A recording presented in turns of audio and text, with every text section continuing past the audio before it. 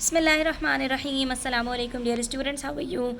I hope you'd be fine. This is new countdown book 6 और आज हम start कर रहे हैं एक्सरसाइज 11B। उससे पहले इसमें हम करने वाले हैं सबसे पहले एग्जाम्पल नंबर 6, जिसमें हमारे पास एक फिगर है और आपको यहाँ पे बता रहे हैं the exterior angle of a triangle is 125 degrees. ठीक है, आपको एक एक्सटीरियर एंगल बताया हुआ है और हमने क्या चीज़ डिस्कस की थी बच्चों, बगैर हम यहाँ पर इंटीरियर एंगल्स को देखे हुए ये बता सकते हैं कि अंदर के ये दोनों एंगल्स का जो सम है वो 125 के बराबर होगा। हमने क्या चीज़ डिस्कस की थी, किसी भी पॉइंट के ऊपर जो एक्सटीरियर एंगल होता है, जो एंगल बाहर की तरफ निकला हुआ होता है, वो उसके ऑपोजिट में जो बाकी के दोनों इंटीरियर एंगल्स होते हैं उन दोनों के सम के बराबर होता है। यानी मैं इन दोनों एंगल्स को प्लस करूं तो मेरे पास जो आंसर आएगा वो 125 के बराबर होगा। ठीक है, ये चीज़ अब आप लोगों को प्रॉपर्टीज़ याद करनी होंगी ट्राइंगल्स को सॉल्व करने के लिए। तो अब इसके अंदर अगर हमारे पास एक एंगल 55 है तो दूसरा एंगल मैं खुद ब खुद बता सकती हूँ कि मेरे पास कितना होगा पॉइंट ए के ऊपर, क्योंकि 55 और एंगल ए को प्लस करके आंसर 125 आना है। तो एंगल ए कैलकुलेट करने के लिए हम कुछ नहीं करेंगे, हम सीधा सीधा 125 में से 55 को सब्ट्रैक्ट कर देंगे। तो 125 में से जब 55 को सब्ट्रैक्ट करते हैं तो आंसर आता है 70। इसका मतलब है कि ये हमारे पास जो एंगल है ये 70 डिग्रीज़ का है। तो एंगल ए हमें यहाँ से ईजिली पता चल गया कि ये हमारे पास 70 डिग्रीज़ है। अच्छा, इसको सॉल्व करने का एक और तरीका भी है। अब चलो ये पहले ये वाला तरीका कंप्लीट कर लेते हैं, फिर दूसरे तरीके से भी देख लेते हैं। अब यहाँ पर हमें दो एंगल्स पता चल चुके हैं बच्चों, तीसरा एंगल अब ईजिली पता लगा सकते हैं। 70 और 55 को प्लस करेंगे 125 आंसर आएगा, और 125 में से हम 125 को 180 में से सब्ट्रैक्ट कर देंगे तो ये एंगल सी हमें पता चल जाएगा। ठीक है, अब आप गौर से देखो यहाँ पर कि हमारे पास यहाँ पर क्या हो रहा है, 50 और 75, 70 और 55 को प्लस करके आंसर भी 125 आ रहा है, और इसके बाहर भी जो एंगल है वो 125 है।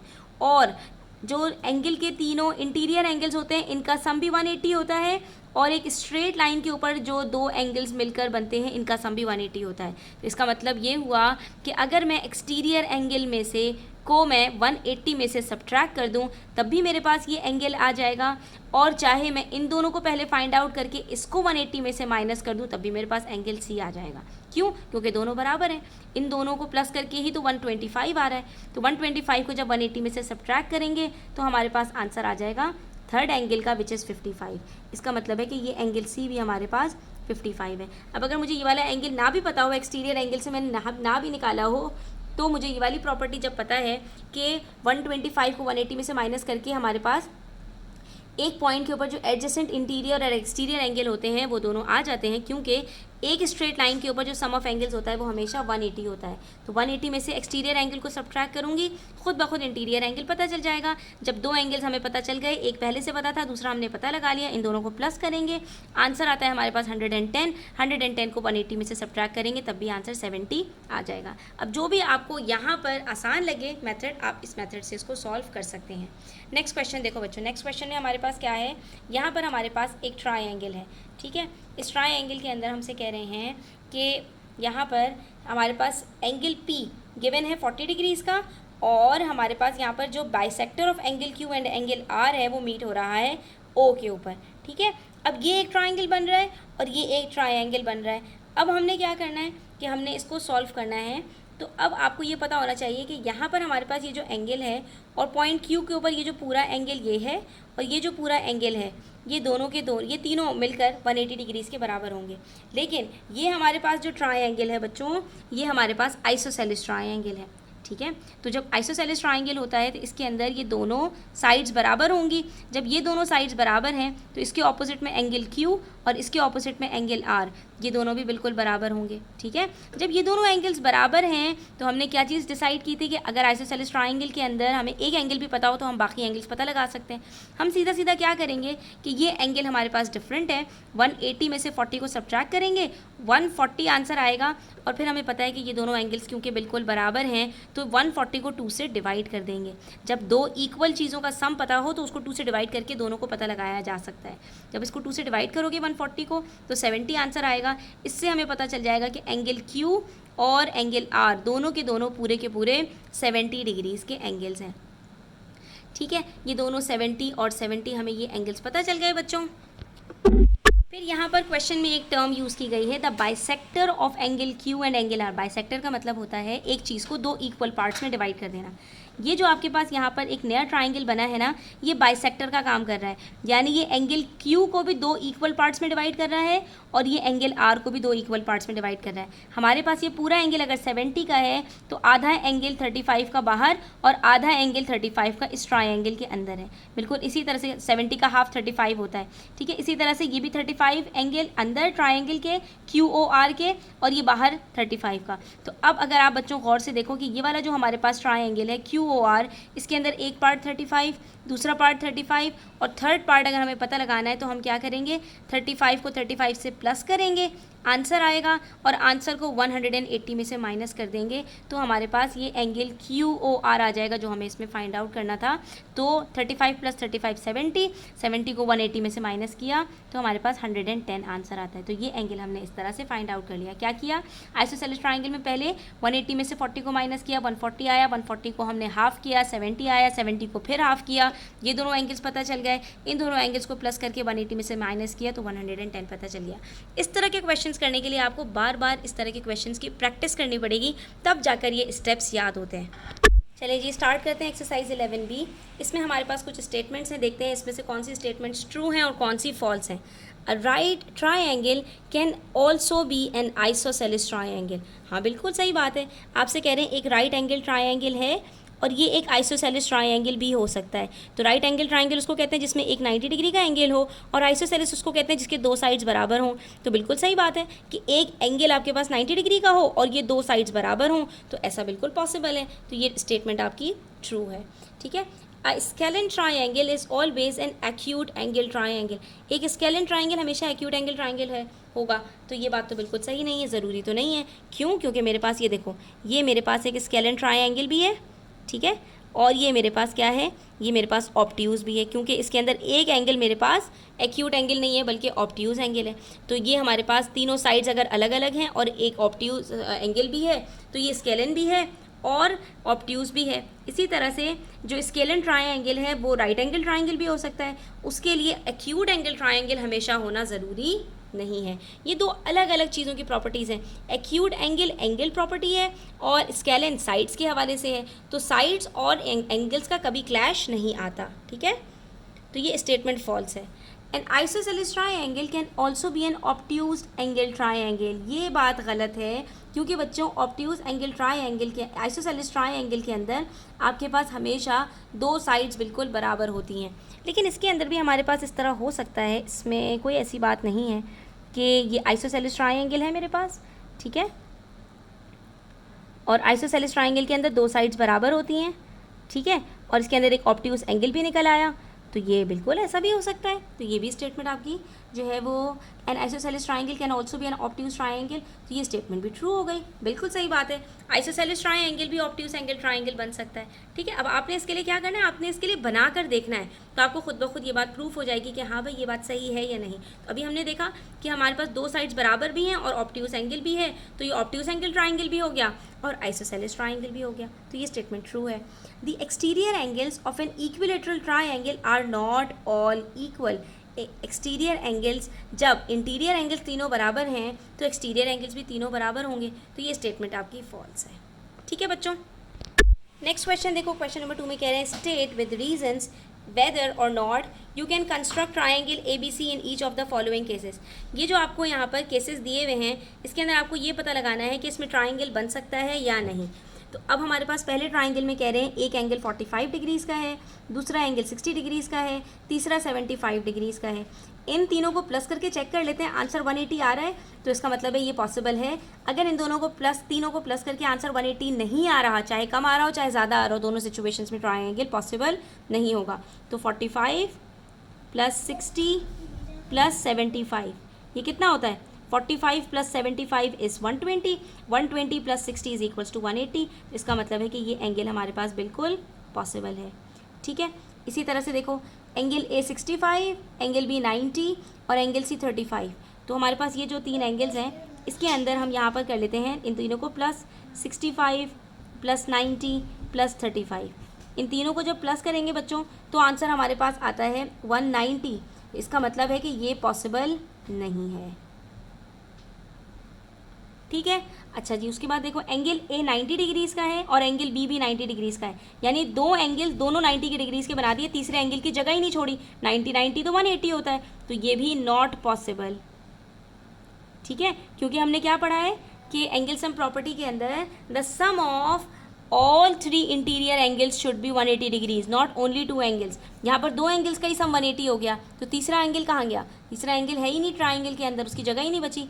ठीक है, तो ऐसा ट्राइंगल बन ही नहीं सकता। और आप देख भी सकते हो कि हमारे पास एक ये राइट एंगल ये बना और दूसरा राइट एंगल ये बना, तो तीसरे ये आपस में मिलेंगी ही नहीं लाइन्स कभी भी, ये दोनों आपस में पैरेलल होंगी।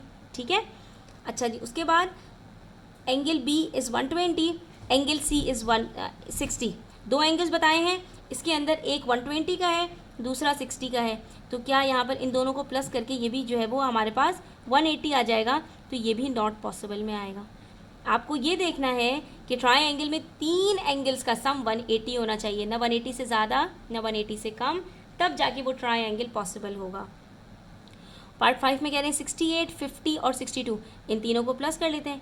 68 प्लस 62 इज़ 130, 130 प्लस 50 इज़ 180। इसका मतलब है कि ये पॉसिबल है। ठीक है बच्चों, बहुत ही सिंपल है, सिर्फ तीनों एंगल्स को प्लस करके हमने बताना है कि ये ट्राइंगल बन सकता है या नहीं। उसके बाद हमसे कह रहे हैं can an obtuse angle triangle have a right angle as one of its angles? Very good question. हमने क्या कहा था? ऑब्ट्यूज एंगल ट्राइंगल क्या होता है? जिसमें एक एंगल 90 डिग्री से बड़ा हो, जैसे कि 120 डिग्रीज। ठीक है। उसके बाद कह रहे हैं उसके अंदर क्या एक राइट एंगल भी हो सकता है? तो देखो बच्चों, एक एंगल कह रहे हैं 90 से बड़ा है, हम सबसे छोटा वाला ले लेते हैं 91। ठीक है, ऑब्ट्यूज एंगल ट्राइंगल के लिए कम से कम भी एक एंगल 91 होना चाहिए, उससे छोटा होगा तो वो राइट एंगल होगा, और 90 से भी छोटा होगा तो एक्यूट एंगल होगा, वो ऑब्ट्यूज एंगल नहीं हो सकता। तो कह रहे हैं अगर एक एंगल आपके पास 91 का है, तो क्या उसके अंदर दूसरा एंगल, एक और एंगल 90 डिग्रीज का हो सकता है? तो ये पॉसिबल ही नहीं है। एक ट्राइंगल के अंदर जब दो राइट एंगल नहीं हो सकते, तो ऑब्ट्यूज एंगल तो राइट एंगल से भी बड़ा होता है। दो एंगल्स, एक राइट एंगल और एक ऑब्ट्यूज एंगल, कैसे पॉसिबल है?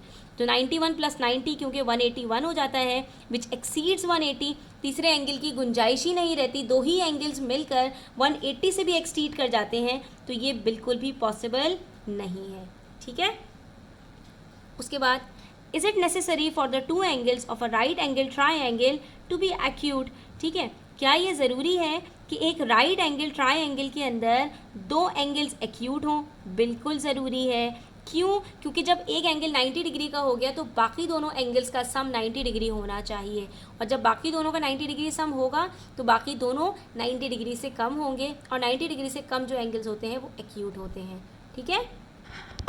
Okay, number 5, write the size of the angles of an equilateral triangle and isosceles right angle triangle।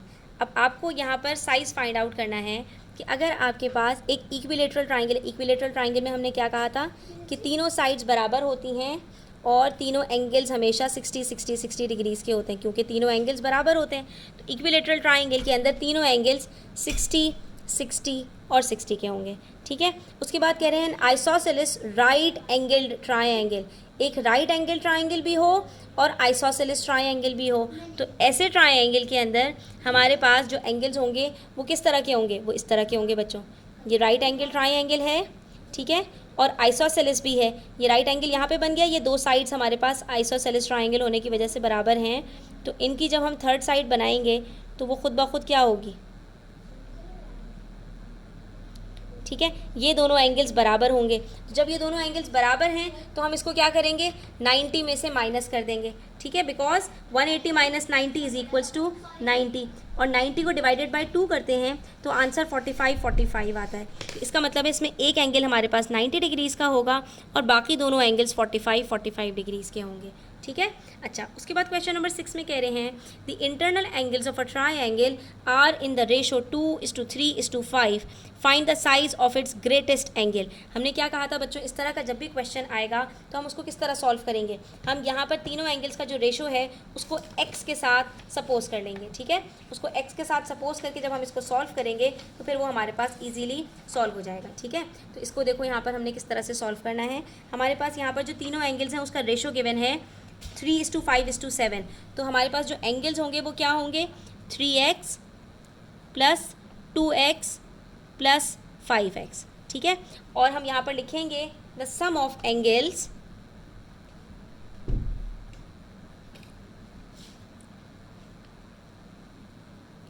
Is equals to 180 degrees. इन तीनों को प्लस करके आंसर 180 आएगा हमारे पास। अब इन तीनों को, हमारे पास तीनों लाइक टर्म्स हैं, इनको ऐड कर लेते हैं, तो ये बन जाएगा 10x is equals to 180, x is equals to 180 upon 10, 0 से 0 कट किया, आंसर आ गया x का 18, ठीक है। इसका मतलब है x 18 है और हमसे क्या पूछा है कि find the size of the angle, तीनों एंगल्स का साइज फाइंड आउट करना है। तो 2x कितना होगा, 2x is equals to 2 multiply by 18, 3x is equals to 3 multiply by 18, 5x is equals to 5 multiply by 18, ठीक है। इसका आंसर आ गया 36, इसका आंसर आ गया 54 और इसका आंसर आ गया हमारे पास 90, ठीक है। और ये हमारे पास इसके अंदर हमसे कहा also find the size of the it's greatest exterior angle, जो ग्रेटेस्ट एक्सटीरियर एंगल होगा उसका साइज़ कितना होगा। तो जो सबसे ग्रेटर एंगल है वो कौन सा है, 90 डिग्री। तो जब 90 डिग्री हमारे पास, ये देखो एंगल्स ऐसे बनेंगे,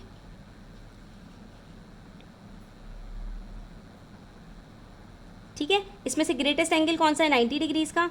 ये एक एंगल ले लेते हैं 54 और एक ले लेते हैं 36। हमसे कह रहे हैं कि जो आपका ग्रेटेस्ट इंटीरियर एंगल है इसका आपके पास यहाँ पर साइज़ कितना होगा। तो बच्चों यहाँ पर हमसे पूछ रहे हैं find the size of its greatest angle, what type of triangle is it, sorry find the size of its greatest angle. हमसे सिर्फ ग्रेटेस्ट एंगल का साइज़ पूछा था, तो इसका आंसर हमारे पास ऑलरेडी आ चुका है। इसका जो ग्रेटेस्ट एंगल है उसका साइज़ 90 डिग्रीज़ है।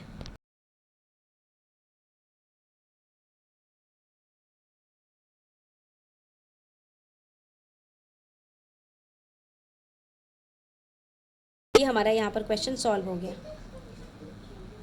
ठीक है। बाकी क्वेश्चंस इंशाल्लाह हम नेक्स्ट वीडियो में सॉल्व करेंगे। तब तक अपना ख्याल रखें। चैनल पर नए हैं तो सब्सक्राइब करते जाएं, वीडियो अच्छी लगी हो तो लाइक करें और अपने फ्रेंड्स के साथ ज़रूर शेयर करें। टेक केयर, अल्लाह हाफ़िज़।